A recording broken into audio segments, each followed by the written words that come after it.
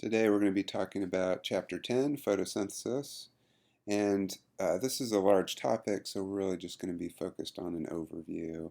And what I'd like you to walk away from this chapter with is just a basic understanding of how is it that plants can capture the energy in sunlight and use that to produce carbohydrates, sugars inside of plant cells.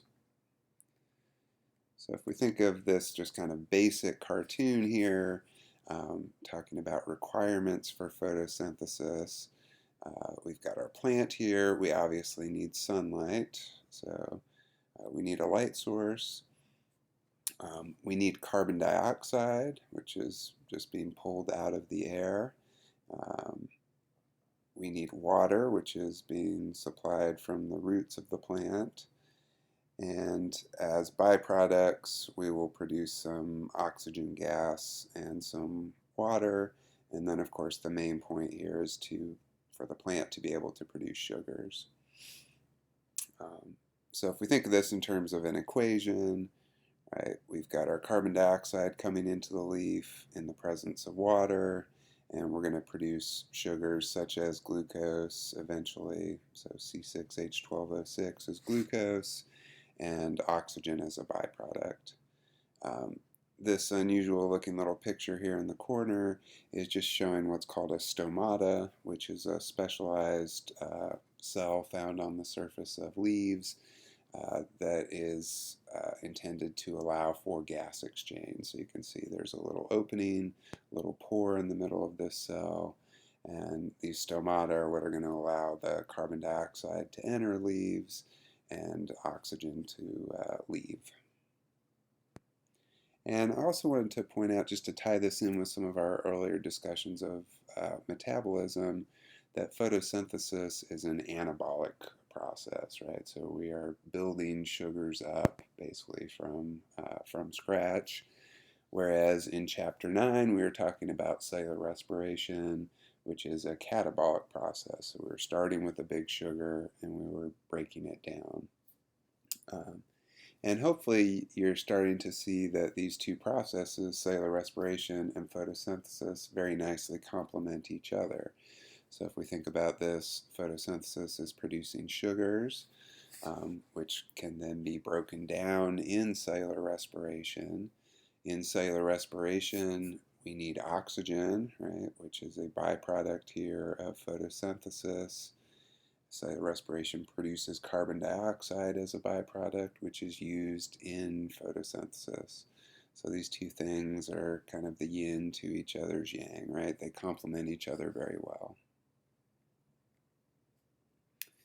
Now, if we zoom in a little bit and start looking at some of the details of photosynthesis, of course, this is happening in the chloroplast, right, which is an organelle only found in plant cells and specialized to accommodate photosynthesis, excuse me. Here's our cartoon of the chloroplast, and you may remember it has a double membrane, so two smooth outer membranes. We have the stroma inside, which is the fluid inside the chloroplast. And then we have what's called the thylakoid membrane, which is the green in this image here. And that thylakoid membrane is really where the light reactions of photosynthesis are going to happen. So actually capturing the energy in sunlight. And then out here in the stroma is where what are called the light-independent reactions, sometimes you'll see them called the dark reactions, are occurring, and that's this biochemical pathway called the Calvin cycle, which is what's going to generate sugars. And what you see in the middle here, ATP and this electron carrier called NADPH, is that these two molecules, energy-rich molecules, are being produced by the light reactions, and then these two are being used to power the light-independent reactions. So we're capturing the energy in sunlight, using that energy to produce ATP and NADPH, this reduced electron carrier, And then these two energy-rich molecules are being used out here to power the Calvin cycle, which is generating the sugars. So I want to talk first about the light reactions, and before we get into that, we just need to cover some of the basics of light. And just to remind you, light is a form of electromagnetic radiation. Here you have the electromagnetic spectrum, which ranges from very high energy forms of radiation, things like gamma rays or X-rays, down to very low energy forms of radiation like microwaves or radio waves. And so visible light, UV light, are basically right in the middle of this spectrum here. And if we blow up the visible light spectrum, of course, we have different wavelengths correspond to different colors of light. And if you're not familiar with this idea of wavelength, this would basically be the distance between two peaks in this waveform. So shorter wavelength, shorter distance between peaks, we have higher energy radiation. Longer distance between peaks, like we see at the bottom here, we have lower energy. And so light is often thought of in terms of photosynthesis as these particles called photons. And so we're not going to get too deep into it, but really you could think of a photon as kind of like a little packet of light energy, essentially. So these photons, these packets of light, visible light energy, are constantly bombarding plant cells during the daylight hours anyway. And that light contains energy, and that's what we're going to try to trap in these molecules in the chloroplast. So how does that work? Well, we need to think about what happens when a photon encounters a molecule in that plant cell. And there's a few possibilities. So one is that photon could become scattered, meaning it basically just bounces off the molecule and heads in a different direction. It could be transmitted, meaning that photon literally passes straight through the molecule. Or it could be absorbed, and that's what we're going to focus on here. So if a molecule has the correct molecular structure to be able to absorb that particular specific wavelength of light contained in that photon, it will absorb it. And what that really means, we see down here at the bottom, is that that light energy is going to excite an electron in the molecule that's absorbing it. So you might remember from earlier chapters, right? Electrons are spending their time in these orbitals inside these atoms, and if a molecule absorbs some of this light energy, electrons in some of the atoms in that molecule will be bumped up to this excited higher energy state. And that electron will stay there temporarily, and eventually it will fall back down to its original orbital. So what we see over here on the left, right, is our photon of light containing some energy coming in. A pigment molecule, let's say, absorbs that photon of light. Some atoms in that pigment molecule have their electrons excited and bumped up to this higher energy excited state. And then, as we're going to see eventually, those electrons will fall back down to the ground state. So I mentioned this term pigment, and pigments are just molecules that can absorb specific wavelengths of light. And of course, the main photosynthetic pigments are going to be chlorophylls, but there's lots of other pigment molecules out there. And so for any given pigment, if it's a biologically active pigment like chlorophyll is, meaning it's involved in some biological process, like in this case photosynthesis, we could think about, well, what is the absorption spectrum for that pigment? What is the action spectrum? And what that means is, in terms of absorption spectrum, which wavelengths of light can that pigment absorb. Um, and in terms of action spectrum, which wavelengths of light are actually powering the biological process that pigment is involved with. And usually these two are going to be very similar, overlapping. And so if I lost you there, what this would mean in terms of photosynthesis, here we can see the absorption spectrum in green and the action spectrum in dark blue here for one of the chlorophylls, chlorophyll A in this case. There's really two main chlorophyll pigments, A and B, and we're not going to worry too much in this class about the distinction between those two. But what you can see represented by the green line here is which wavelengths of light does this particular pigment, chlorophyll A, absorb well. And you can see we get a big peak down here in the 400 to 450 nanometer wavelength, kind of blue light spectrum. And we get a big peak down here in the 650 to 700 kind of dark red light spectrum. And we have a big valley down here in between. So what this means is chlorophyll A is very good at absorbing blue light in this specific wavelength range, and very good at absorbing red light, but not so good at absorbing green or yellow or orange, right? And correspondingly, if we look at which wavelengths of light, which colors of light actually power photosynthesis in this particular aquatic plant here in Acris, we see a very similar pattern, right? Blue light is powering a lot of photosynthesis. Red light, again, is really driving photosynthesis, but we have this big valley in the middle. So yellow, green light is really not allowing photosynthesis to occur. Okay, so you could think of this for any biologically active pigment. What's the action spectrum? What's the absorption spectrum? And again, this really just highlights the fact that different pigments can absorb very specific wavelengths of light, different colors of light. And I think of this in terms of the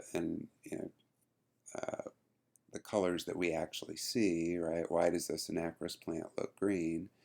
Well, this plant is full of these chlorophyll pigments, right? And these chlorophyll pigments are absorbing all the blue light, absorbing all the red light. So what's bouncing off is the green and the yellows. And so that's what bounces off, and those wavelengths of light hit our eyeball, and we see the plant as being green.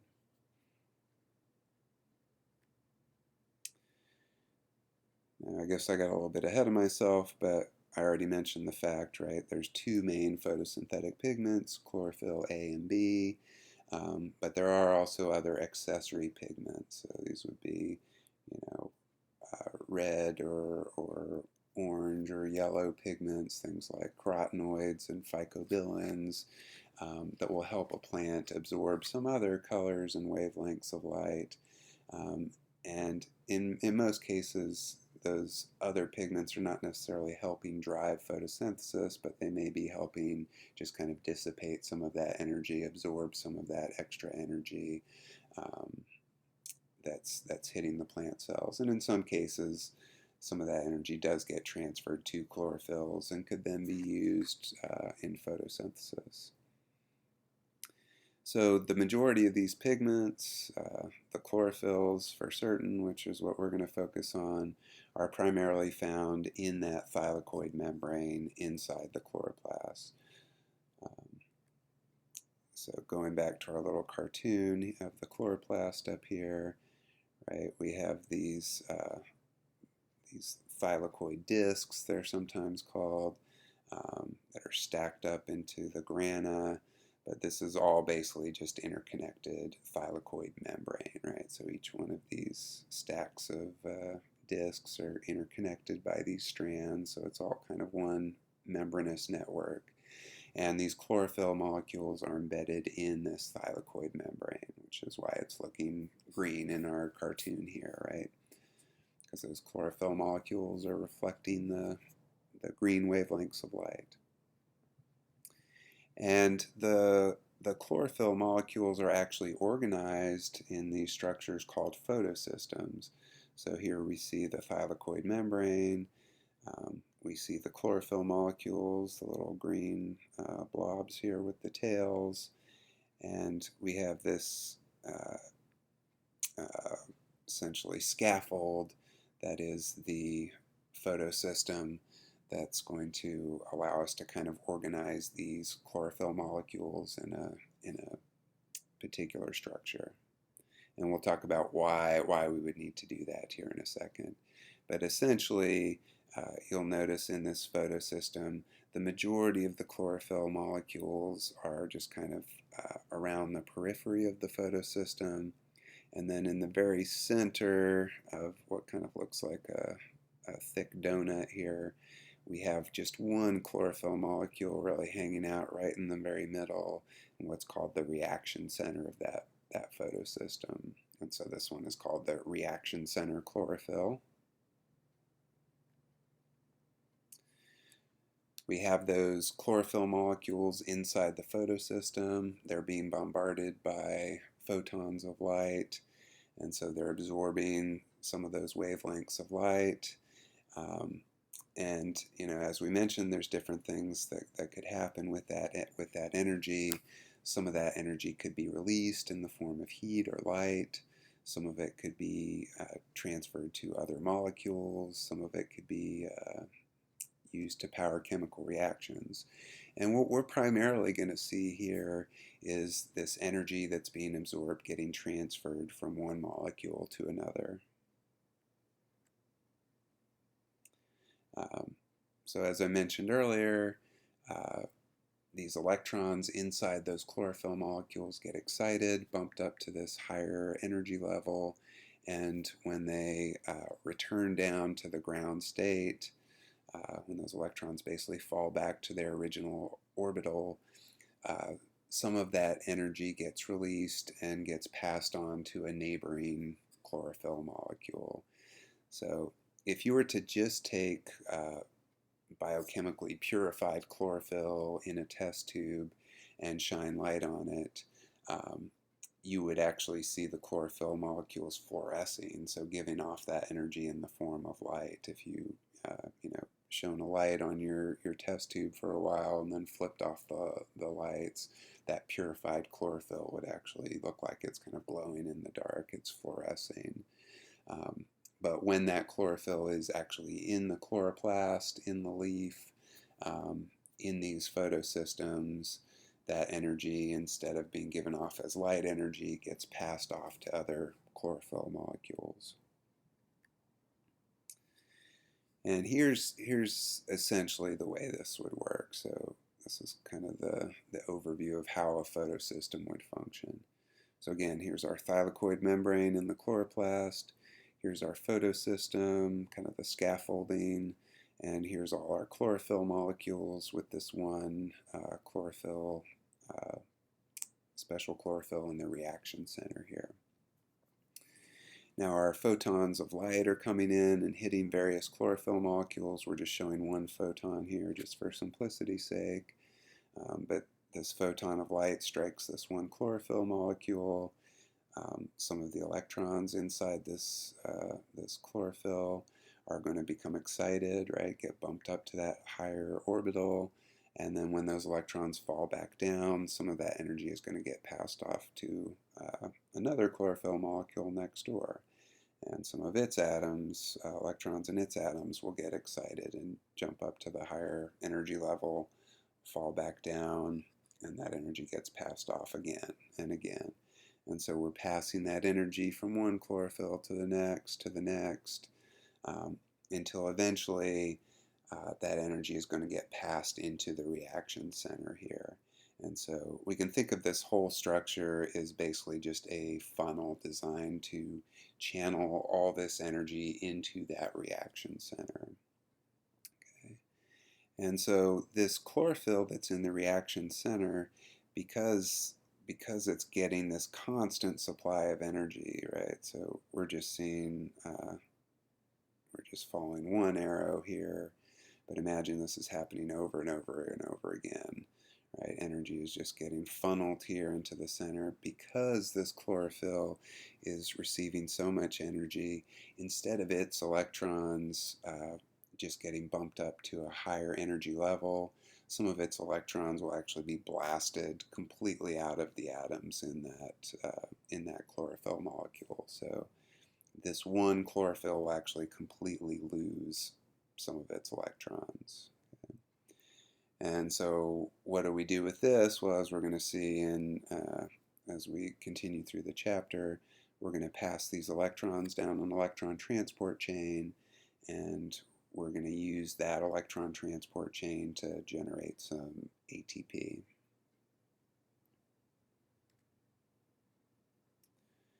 And let's see, I think I probably already said all of this. Apologies, but yeah. We keep moving here. Oh, yeah, one other thing to point out. So as I just mentioned, right, these electrons that are being lost from the reaction center will go through this electron transport chain to generate ATP. But eventually, we're going to see those electrons are going to end up being given to an electron carrier called NADP. This is the oxidized form. It will become reduced to NADPH. So this is very, very similar to NAD plus and NADH that we discussed in chapter 9. So we've got the extra P here. Just think of that as being P for photosynthesis, right? So this is unique electron carrier that we're only seeing in this process here. All right, and we do have basically two different pathways these electrons could go through once they're lost from that photosystem. We have what's called non-cyclic electron transport. This is kind of the default, really what we're going to focus on. This type of electron transport is going to produce both ATP and that reduced electron carrier, NADPH. We do also have what's called cyclic electron transport, which plants can basically use just to generate extra ATP if their energy stores are low. And I'll show you the distinction between these two here in the next section. So I'm gonna break here, and we'll pick this up in part 2.